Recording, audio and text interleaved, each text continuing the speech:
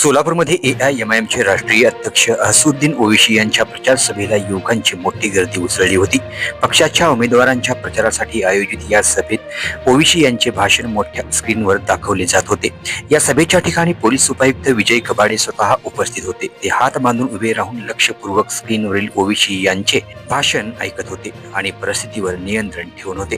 याच दरम्यान काही युवकांनी DCP कबाडे यांच्या समोरच थेट सिगारेट ओढण्यास सुरुवात केली आणि नंतर तिथून पळ काढला. मात्र लगेचच पोलीस कर्मचारी घटनास्थळी दाखल झाले आणि त्या युवकांना ताकीद देऊन बाजूला जाण्यास सांगितलं.